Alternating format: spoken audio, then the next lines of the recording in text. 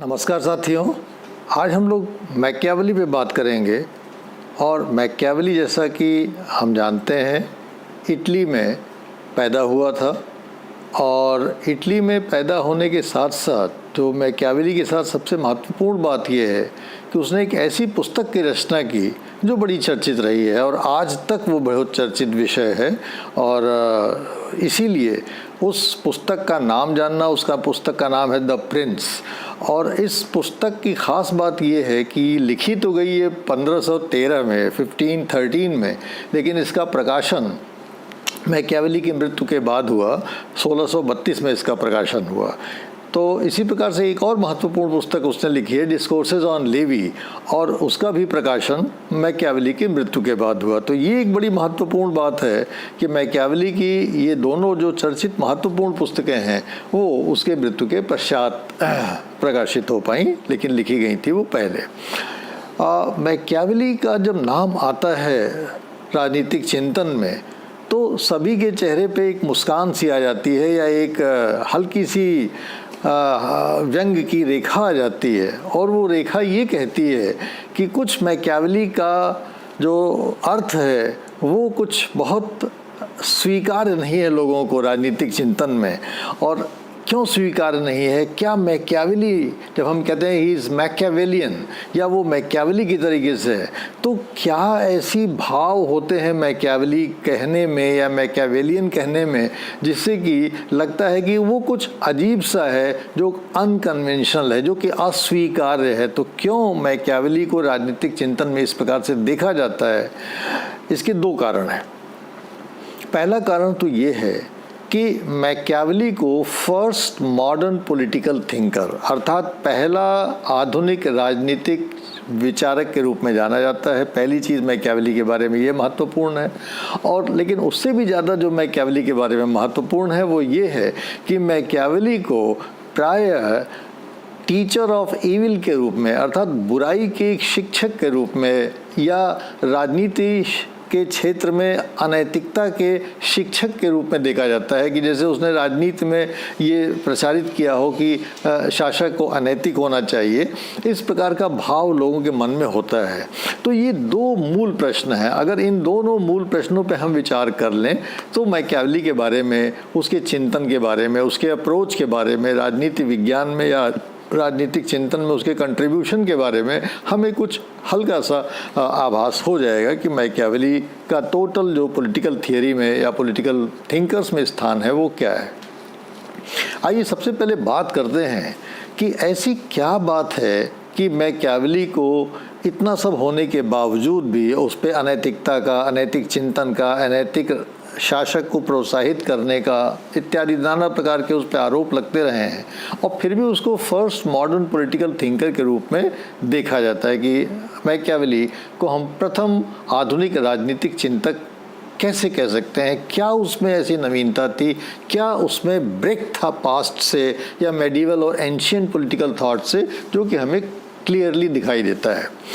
तो इसको समझने के लिए पहले ये समझ लेते हैं बहुत जल्दी से कि मैकियावेली के पहले का जो पॉलिटिकल थॉट था, जिसको हम एंशिएंट पॉलिटिकल थॉट कहते हैं या जिसको हम मेडिवल पॉलिटिकल थॉट कहते हैं, उसमें क्या ख़ास बात थी? देखिए, जो एंशिएंट और मेडिवल पॉलिटिकल थॉट था उसमें जो प्लेटो और एरिस्टोटल के ज़माने से चला आ रहा था, उसमें एक ख़ास बात ये थी कि उसमें इथिक्स का डोमिनेंस था पॉलिटिक्स में। अर्थात राजनीति में नैतिकता को, इथिक्स को ज़्यादा महत्व दिया जाता था कि राजनीति का जो पर्पस है वो एक इथिकल रूलर, एक इथिकल इंडिविजुअल, एक इथिकल सोसाइटी बनाने को है। अर्थात एक बहुत ही उद्देश्य हुआ करता था पूरी पॉलिटिक्स का, जो कि हमें हमारे लक्ष्य नैतिकता की ओर हमेशा इशारा करता था कि हमें उस पॉलिटिक्स को परस्यू करके नैतिकता की ओर जाना है। और इसलिए उसकी अंतर्निहित जो करंट थी एंशिएंट और मेडिवल पॉलिटिकल थिंकिंग की, वो ये थी कि all politics has to be directed by by ethics. Ethics is the foundational principle on which entire politics has to be conducted. ये उसका फंडामेंटल था। और दूसरी जो चीज़ थी जो ट्रेडिशनल पॉलिटिकल थियरी की या एंशिएंट और मेडिवल पॉलिटिकल थियरी में हमें दिखाई देती है, वो ये था कि वो रिलीजन और जो पारलौकिक विषय है, अर्थात जो इस देश और दुनिया और इस समाज से अलग हटके भी हैं, ईश्वर की चीज़ें हैं, बियॉन्ड ह्यूमन जो चीज़ें हैं, धर्म है, रिलीजन जिसको हम कहते हैं, रिलीजन और इस पारलौकिक विश्व के बारे में वो बहुत ज़्यादा भगवान और इस प्रकार की चीज़ों का वो बहुत ज़्यादा उसमें रोल था। और वो सारा का सारा रिलीजन और जो दैवीय तत्व थे वो सारी पॉलिटिक्स को निर्देशित करते थे। तो दो चीज़ें बड़ी अहम दिखाई दे रही हैं। एक तो ये कि एक तो पारलौकिक, ईश्वर, चर्च, धर्म, रिलीजन, इस प्रकार की चीज़ों का राजनीति में दखल था, और दूसरा कि जो इथिक्स था, नैतिकता थी, जिस पे हम लोग ऑलरेडी चर्चा कर चुके हैं कि इथिक्स का बहुत बड़ा रोग था कि क्या अच्छा है, क्या बुरा है, what is good and what is not good, what is bad, इसका बहुत प्रभाव था पूरी की पूरी पॉलिटिक्स में। और पॉलिटिक्स को माना जाता था politics should be good and politics should be heading toward something which is good. Machiavelli को इसलिए पॉलिटिक्स में फर्स्ट मॉडर्न पॉलिटिकल थिंकर कहा जाता है कि मैकियावेली ने इन दोनों मुद्दों से एक यू टर्न ले लिया। और यू टर्न मैकियावेली का ये था कि उसने इथिक्स और पॉलिटिक्स को अलग अलग कर दिया, अर्थात जैसे डाइवोर्स कहते हैं कि पॉलिटिक्स और इथिक्स में डाइवोर्स कर दिया उसने, और पॉलिटिक्स को एक ऑटोनॉमी देगी, एक स्वायत्तता प्रदान कर दी कि पॉलिटिक्स अब इथिक्स से गाइडेड नहीं होगा, पॉलिटिक्स अब धर्म से गाइडेड नहीं होगा, पॉलिटिक्स अब चर्च से गाइडेड नहीं होगा, पॉलिटिक्स अब पारलौकिक से गाइडेड नहीं होगा, पॉलिटिक्स तो प्रिंस से गाइडेड होगा, अर्थात प्रिंस अर्थात शासक से गाइडेड होगा। और इस प्रकार से उसने तमाम जो चीज़ें थीं उसमें एक नयापन ला दिया, जो शो करता था कि वो केवल और केवल राज्य के बारे में सोच रहा है और धर्म या इथिक्स या रिलीजन या चर्च, इन तमाम चीज़ों को वो बहुत महत्व नहीं दे रहा है, वो तवज्जो नहीं दे रहा है। तो ये जो ट्रेडिशन से जो ब्रेक था, ये इसके कारण उसको प्रथम पॉलिटिकल थिंकर के रूप में देखा जाता है। अब जो उसकी किताब आती है द प्रिंस, जिसके बारे में प्राय बहुत चर्चा होती है, 500 साल से ज़्यादा हो गए लगभग, और आज भी उसकी चर्चा हो रही है। 1513 उसमें लिखी गई वो किताब 16th सेंचुरी में, और आज 20th सेंचुरी में हम लोग हैं, तो 21st सेंचुरी में हैं। तो हम लोग जो है वो एक प्रकार से ये देखें कि उसकी जो पॉलिटिक्स के ऊपर जो प्रिंस नामक किताब लिखी गई उसमें क्या खास बात थी। उस खास बात में जो चीज़ हमको ध्यान में रखना है वो ये रखना है कि मैकियावेली ने जो पॉलिटिकल फिलॉसफी का एंगल था वो छोड़ दिया। पॉलिटिकल फिलॉसफी में क्या होता है कि what ought to be done, क्या करना चाहिए, वो उसने कहा कि जो ऑट का इशू है वो छोड़ दीजिए, वो इथिक्स का इशू है उसको छोड़ दीजिए। आइए देखते हैं कि इज़ क्या है, what is the position of politics today, how is politics today. तो इज़ पे उसने कंसंट्रेट किया, आर्ट पे कंसंट्रेट नहीं किया। और हम कह सकते हैं कि जो दुनियावी राजनीति है, दुनियावी समाज है, और जो पॉलिटिकल रियलिज्म है उसको आधार बना के, प्रैग्मेटिज्म और पॉलिटिकल रियलिज्म को आधार बना के मैकियावेली ने इस पुस्तक की संरचना की। और इस पुस्तक में उसने एक बहुत ख़ास बात को ध्यान रखिएगा कि उसने केवल प्योर रैशनैलिटी को आधार बनाया है, किसी प्रकार के इमोशन के लिए, किसी प्रकार के इथिक्स के लिए, किसी प्रकार की भावनाओं के लिए उसके चिंतन में स्थान नहीं है। प्योर पॉलिटिक्स, प्योर पावर को उसने एक प्रकार से आधार बना के सारा का सारा अपना चिंतन किया है, जो उसने प्रिंस को बताया है।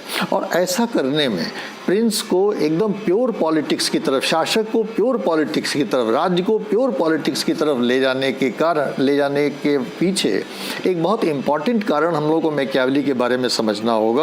और वो कारण ये है कि मैकियावेली का जो समय था, मैकियावेली बहुत एक प्रकार से ऊपर नीचे अपने काल में हुआ, और बहुत कष्ट को भी सहा, उसने सेवा भी की और कष्ट भी कहा, जेल भी गया, तरह तरह के उसको अप्स एंड डाउन्स अपने लाइफ में फेस करने पड़े। और उसकी वजह से उसने मानव के मनोविज्ञान के बारे में एक भावना, एक धारणा बनाई अपने दिमाग में कि मानव है कैसा, बेसिकली मनुष्य का स्वभाव कैसा है, इसके प्रति उसकी एक धारणा बन गई।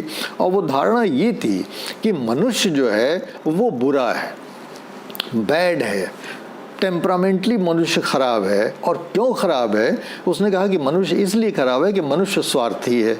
और अब प्रश्न आया कि मनुष्य स्वार्थी क्यों है? भगवान ने बनाया ही स्वार्थी है कि मनुष्य स्वार्थी हो गया है।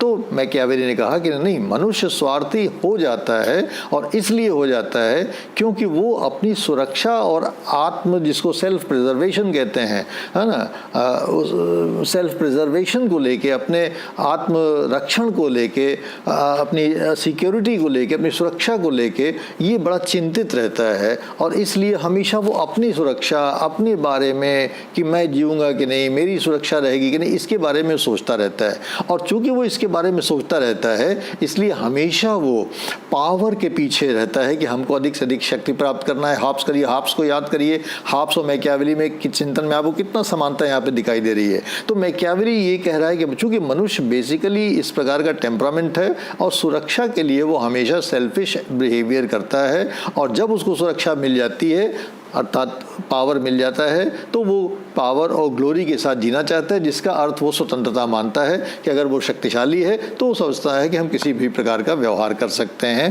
और यही जो उसकी भावना है कि हम शक्तिशाली हो गए, अब हम किसी भी प्रकार का व्यवहार कर सकते हैं, ये उसको लाइफ में ये प्रेरणा देता है कि वो डोमिनेट करने की सोचता है। आप देखते होंगे समाज में जरा सा लोग शक्तिशाली हो जाते हैं, वो डोमिनेट करने की कोशिश करते हैं, दूसरों के ऊपर अपने को थोपने की कोशिश करते हैं, और यहीं से मैकियावेली कहता है कि समाज में संघर्ष शुरू हो जाता है। तो जितने भी लोग हैं समाज में, वो इसीलिए कोऑपरेट करते रहते हैं कि उनका इंटरेस्ट जो है सर्व होता रहता है, और जैसे ही उनका इंटरेस्ट सर्व हो जाता है, मैकियावेली कहते हैं कि वो धीरे से एक प्रकार से संघर्ष की स्थिति में आ जाते हैं, क्योंकि वो तो अब सोचते हैं कि अब तो हम पावरफुल हो गए, अब हम संघर्ष कर सकते हैं, अब हम डोमिनेट कर सकते हैं। डोमिनेट करने के लिए उनको संघर्ष करना पड़ता है। तो मैकियावेली के अनुसार जो राजा या प्रिंस है, उसको जो शक्ति प्राप्त होती है, उस शक्ति का एक सबसे अहम जो चरित्र है वो ये है कि वो चाहता है कि प्रिंस पूरे राज्य में एकता को स्थापित करे, राज्य को सशक्त बनावे। लेकिन ऐसा करने के लिए मैकियावेली का जो प्रिंस है, उसको जो एक उद्देश्य है, वो उद्देश्य तो अपने आप में ठीक है कि पावर का एक उद्देश्य है कि पावर विद ए पर्पस, कि भाई राज्य को रखना है, सुरक्षित रखना है। लेकिन सवाल ये पैदा होता है कि मैकियावेली बताता है कि जो प्रिंस है वो पावर जब तक स्वयं अपनी पावर को सुरक्षित नहीं करेगा, तब तक वो समाज में कुछ भी नहीं कर सकता है। लिहाजा मैकियावेली के हिसाब से the first priority of the prince is to be powerful himself, अर्थात power for the sake of power. Machiavelli कहता है, यहीं से ब्रेक है उसका, कि जो ट्रेडिशनल पॉलिटिकल थियरी है वो कहती है कि द स्टेट और the ruler should have power for a higher purpose, to make the society better, to make the individual better. But Machiavelli is saying that the prince has to pursue power just for the sake of power. और उसने बहुत अच्छा explanation दिया है। उसने ये कहा है कि प्रिंस जो है वो शक्ति को प्राप्त करे, सत्ता को प्राप्त करे, और उसको किसी से शेयर ना करे। और इसलिए नहीं शेयर करे क्योंकि दूसरे लोग जब पावर में शेयर करते हैं तो धीरे धीरे वो उस पावर के बलबूते अपने को पावरफुल करने लगते हैं, और वो प्रिंस के राइवल हो जाते हैं, वो पोटेंशियल एनिमीज हो सकते हैं, वो पोटेंशियल रिवोल्टीज हो सकते हैं। तो वो प्रिंस को ये सलाह देता है कि आपके पास केवल दो ऑप्शन हैं। पहला ऑप्शन ये है कि जो लोग भी आपके साथ हैं उनको आप लाड़ प्यार से अपने पास या अपने साथ रखें, और अन्यथा आपके पास कोई विकल्प नहीं है, यू किल देम। क्यों किल देम? क्योंकि मैकियावेली कहता है कि अगर कोई व्यक्ति आपका प्रतिस्पर्धी है और वो आपको चैलेंज करना चाहता है, और आपने अगर उसको दबाने की कोशिश केवल की, तो वो हर्ट हो जाएगा, और चूंकि वो हर्ट हो जाएगा इसलिए वो कभी भी रिटेलिएट कर सकता है और आपके लिए बड़ा घातक सिद्ध हो सकता है। इसलिए मैकियावेली की सलाह अपने प्रिंस को ये है कि साहब, you should finish your enemies, enemy should not be given any leverage. Enemy को कभी हल्का नहीं समझिए कि भाई हमने क्षमा जान कर दिया। No, an enemy who is an enemy, he will be hurt and he will retaliate and ultimately he will become a potential threat to the prince as well as to the state. तो ये चीज़ अपने आप में बहुत important है जो कि Machiavelli को एक प्रकार से मॉडर्न पॉलिटिकल थिंकर के रूप में स्थापित करता है कि he is only talking about power, he is talking about pure politics, he is talking about pragmatic politics, he is talking about power for the sake of power, how politics for Machiavelli is the art of obtaining power and the craft to retain it. वो और कुछ नहीं जानता, वो कहता है कि केवल power power power, power is the basis, power is the central, power is the nucleus of the Prince and he should only pursue power, nothing else. अब दूसरी चीज़ जो आती है वो ये आती है कि जब मैकियावेली पावर ही की बात करता है प्रिंस के लिए, तो क्या मैकियावेली कोई बिल्कुल इमोरल कोई टीचिंग दे रहा है या कोई गैर नैतिक वो शिक्षक के रूप में, जैसा कि कुछ विद्वानों ने चल के कहा है, लियो स्ट्रॉस वगैरह ने, कि he is a teacher of evil. क्या वास्तव में ऐसा है कि मैकियावेली जो है इविल का टीचर है? क्या वो बुराई का शिक्षक है? क्या वो ये बताना चाहता है कि भाई रूलर को बुरा होना चाहिए? तो यहाँ पे हमें बहुत इम्पॉर्टेंट चीज़ समझना ये है कि पहली चीज़ तो ये समझना है क्या मैकियावेली इमोरल थिंकर है, और क्या दूसरी चीज़ कि हमें ये समझना है कि क्या मैकियावेली अपने प्रिंस को धोखाधड़ी करना सिखा रहा है कि भाई आप धोखाधड़ी करिए, आप गैर नैतिक काम करिए, आप बुराई करिए. क्या इस प्रकार की चीज़ें वास्तव में वो सिखाना चाहता है या उसकी भावना कुछ और है? अब देखिए यहाँ पे बड़ा इम्पॉर्टेंट चीज़ बात को समझना है. यहीं पे मैकियावेली को समझने में गड़बड़ होती है और यहीं हम लोगों को बहुत ही कूल होकर सोचना चाहिए कि ये ज़रूर है कि मैकियावेली का मैकियावेली चाहता है कि उसका जो प्रिंस है वो किसी प्रकार से सत्ता में आया है तो सत्ता में बना रहे, और सत्ता में बना रहने के लिए वो छल और बल अर्थात फोर्स एंड डिसीट दोनों का प्रयोग करेगा. और ऐसा करने में वो किसी भी भावना के अनुसार काम नहीं करेगा, बल्कि वो ये देखेगा कि जो लोग होते हैं समाज में वो भावना के अनुसार, वो जुनून के अनुसार काम करते हैं, वो पैशन के अनुसार काम करते हैं. लेकिन मैकियावेली का जो प्रिंस है उसको भावना से काम नहीं लेना है, उसको हार्ड कोड ब्लडेड रैशनैलिटी जिसको कहते हैं उसके माध्यम से काम लेना है. और अपने कोल्ड ब्लडेड रैशनैलिटी का प्रयोग करके उसको ये देखना है कि लोग उस तरीके का व्यवहार करें जैसा प्रिंस चाहता है. लोगों की भावना अपनी जगह पे हो सकती है. अब यहाँ पे इम्पॉर्टेंट जो अगला चीज़ बहुत इम्पॉर्टेंट है हम समझने के लिए वो ये है कि मैकियावेली 4 प्रकार की भावनाओं का उल्लेख करता है. वो बताता है कि 4 प्रकार के पैशंस मनुष्य में हो सकते हैं. पहला लव अर्थात प्यार, दूसरा हेट अर्थात घृणा, तीसरा फियर अर्थात भय या डर, और चौथा कंटेम्प्ट अर्थात तिरस्कार या निंदा या अवमानना, किसी भी शब्द से हम उसको व्यक्त कर सकते हैं. तो love, hate, fear and contempt, है ना, प्यार, घृणा, भय और निंदा, ये 4 तत्व जो है, 4 भावनाएं मनुष्य में प्रधान होती हैं. और इन चारों को कैसे मैनिपुलेट करना है वो इसमें मैकियावेली हम लोगों को बताता है कि देखिए लव और हेट और फियर और कंटेम्प्ट ये तो एक दूसरे के परस्पर विरोधी हैं. अर्थात किसी व्यक्ति से आप एक साथ प्यार और घृणा नहीं कर सकते, या तो आप प्यार करिए या घृणा करिए. इसी प्रकार से किसी व्यक्ति से आप फियर और कंटेम्प्ट नहीं रख सकते हैं एक साथ, या तो उससे आप डरेंगे या उसके आप निंदा करेंगे या तिरस्कार करेंगे. दोनों चीज़ें एक साथ नहीं हो सकती हैं. तो मैकियावेली ये कहता है कि आइडियल तो ये है कि प्रिंस को लोग प्यार भी करें और फियर भी करें. अर्थात Prince should be loved and he should be feared. ये आदर्श है. अगर ऐसी कोई सूरत बनती है राज्य में कि शासक को लोग प्यार भी करें और उससे डरें भी, तो उससे बेहतरीन मैकियावेली के हिसाब से कोई चीज़ नहीं बनती है. वो आइडियल कॉम्बिनेशन है. लेकिन अगर ऐसा न हो सके तो दूसरी प्राथमिकता मैकियावेली के अनुसार कि people should may hate the ruler but they should fear the ruler. अर्थात लोग घृणा करें शासक से या प्रिंस से, लेकिन डरें उससे ज़रूर। ये उसकी दूसरी प्राथमिकता है। तीसरी प्राथमिकता उसकी ये है कि वो उससे प्यार करें, लेकिन अंदर ही अंदर वो उसका तिरस्कार या उसकी निंदा भी करें। और चौथा जो सबसे ख़राब कॉम्बिनेशन है कि लोग घृणा भी करें और उसकी तिरस्कार भी करें या निंदा भी करें। तो मैकियावेली के अनुसार जो फर्स्ट कॉम्बिनेशन है, लव और फियर है, that has to be the ideal for the prince. और उसके लिए कि किस तरीके से लोग, मनुष्य, लव और फियर ये दोनों एलिमेंट हो, तो प्रिंस का जो बेसिक फंडामेंटल ड्राइव है वो ये है कि किस तरीके से प्रिंस को व्यवहार करना चाहिए जिससे कि लोग प्रिंस से प्यार भी कर सकें और प्रिंस से एक डरें भी। ये दोनों चीज़ें कैसे आए साइमल्टेनियसली, आगे की कहानी इसी पे आधारित है। और इसी को जब मैकियावेली प्रतिपादित करता है तो लोग कहते हैं he is an immoral thinker, Leo straws कहता है कि he is an teacher of the evil वगैरह वगैरह। लेकिन समझने की बात यह है कि Machiavelli is not preparing an evil ruler, but he is only preparing a prince who should, keeping the emotions of the people in mind, keeping their psychological dispositions in mind, who can control the people in the interest of the stability of the state। तो ये चीज़ अपने आप में बहुत important है जो कि हम लोगों को समझना चाहिए।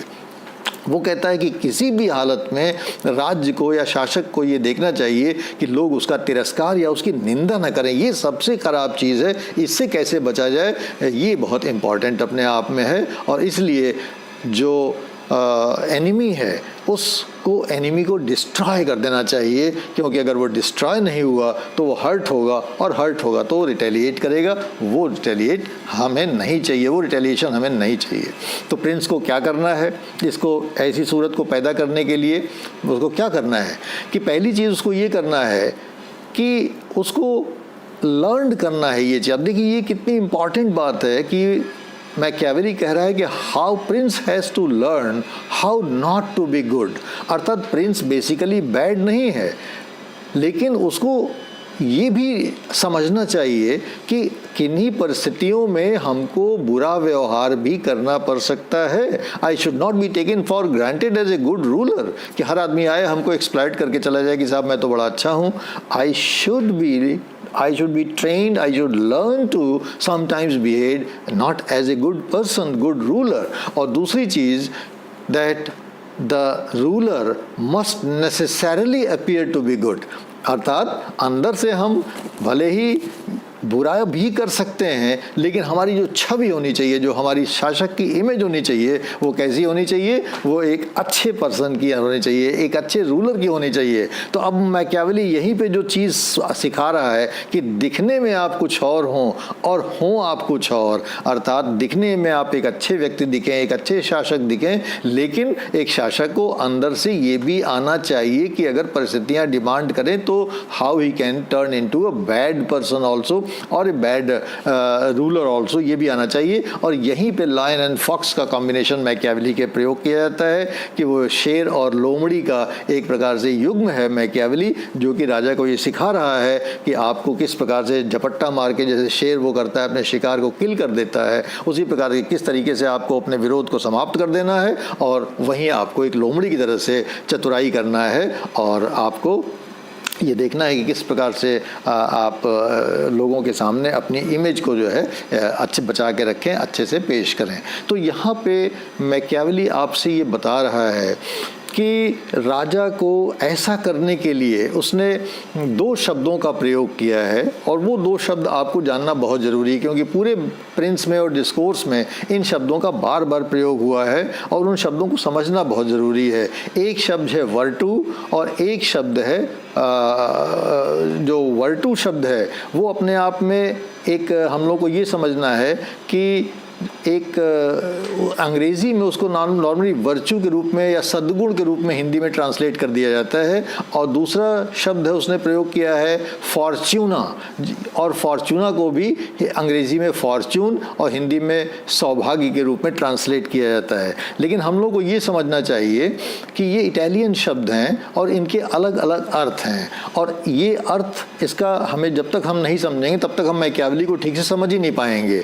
और इसमें बेसिक चीज़ ये है जो मैकियावेली आपसे बताना चाहता है, वो ये कहना चाहता है कि देखिए ये वर्टू VIRTU है ना, ये वर्च्यू नहीं है, ये अंग्रेजी वाला, ये VIRTU है इसका ट्रांसलेशन, इटालियन वर्ड है। और इसका जो अंग्रेजी में अर्थ है वर्ट्यू का, वो ये कोई सद्गुण नहीं है कि राजा में कौन कौन से बड़े वर्चुअस गुण होने चाहिए कि वो दिखने में भी अच्छा हो और अंदर से भी अच्छा हो। नो, यहाँ पे मैकियावेली वर्टू का मतलब मानता है कि virtue means an art of war, अर्थात जो अन्य सद्गुणी व्यक्ति में चीज़ें होनी चाहिए वो सब राजा में हो, कोई दिक्कत नहीं है, लेकिन वास्तव में मैकियावेली ये चाहता है कि राजा में ऐसे गुण हो जो कि उसको आर्ट ऑफ वॉर में एडुकेट करें, क्योंकि वर्चुअली वो मानता है कि politics is silent kind of a war, इसलिए ये बहुत इंपॉर्टेंट है। तो प्रिंस कोई विकेट आदमी नहीं है, लेकिन only he is flexible on norms, जैसी परिस्थितियाँ डिमांड करती हैं वैसा वो काम करता है। और वर्च्यू का मतलब ये होता है कि इन आर्ट ऑफ वॉर में जब वो ट्रेंड है या art of war of politics में वो ट्रेंड है, तो he has to maintain the state and he has to achieve great things. दोनों चीज़ें हैं, पॉलिटिक्स बस maintain the state and achieve great heights. तो अब कैसे ये हो सकता है? ये तभी हो सकता है कि जब वो अच्छा करना चाहे तो अच्छा करे, जब अच्छा नहीं करना चाहे तो अच्छा नहीं करे। जैसी परिस्थितियाँ, जब परिस्थितियाँ डिमांड करें कि वो एक अच्छे किंग की तरह से बिहेव करे तो एक अच्छे किंग की तरह से बिहेव करे, जब परिस्थितियाँ मांग करें कि वो एक हार्ड अथॉरिटेरियन शासक की तरह से बिहेव करे तो अथॉरिटेरियन शासक की तरह से बिहेव करे। जैसे वॉर में होता है कि वॉर में जब जैसी परिस्थितियाँ होती हैं वैसा डिमांड किया जाता है, वैसा ही करना पड़ता है। लेकिन ऐसा करने में, ऐसा करके ही वो राज्य को मेंटेन कर सकता है और आगे ले जा सकता है। लेकिन इसमें सबसे बड़ा जो ऑब्स्ट्रक्शन होता है, जो दूसरा टर्म उसने यूज़ किया है, फॉर्च्यूना। फॉर्च्यूना, जैसे मैंने बताया कि फॉर्च्यूना का मतलब फॉर्च्यून नहीं है, फॉर्च्यूना का मतलब उसने एक प्रकार से कुछ ऐसी भावना से फॉर्चूना वर्ड यूज़ किया है जिसमें कि आप समझ सकते हैं कि वो एक प्रकार का थ्रेट है राज्य के लिए, एक प्रकार का डिस्ट्रक्शन है, एक प्रकार का दुर्भाग्य है। हम लोग फॉर्चून को सौभाग्य के रूप में इंगित करते हैं, लेकिन यहाँ फॉर्चूना इटालियन में दुर्भाग्य के रूप में मैकियावेली ने उसको अंडरस्टैंड किया है कि जैसे, और उसकी तुलना उसने दुर्भाग्य के रूप में कैसे की है? उसने कहा कि जैसे समुद्र में तूफान आते हैं, सुनामी आती है या नदियों में बाढ़ आते हैं, तो वो क्या है? वो दुर्भाग्य ही तो हैं। वो कितना डिवेस्टेशन पैदा करते हैं, कितनी वो तोड़ फोड़ मचाते हैं, लेकिन हमें उसको सहना पड़ता है और फिर हम धीरे से नॉर्मल होने की कोशिश करते हैं। तो ऐसे जो फॉर्चूना है, ऐसे जो दुर्भाग्य हैं वो राज में आते रहते हैं, और ऐसे दुर्भाग्यों से लड़ने के लिए प्रिंस को वर्टू का सहारा लेना पड़ेगा, अर्थात आर्ट ऑफ वॉर का सहारा लेना पड़ेगा। और इसीलिए वो कहता है कि the prince has to be flexible on the morals and he can be harsh against the opposition.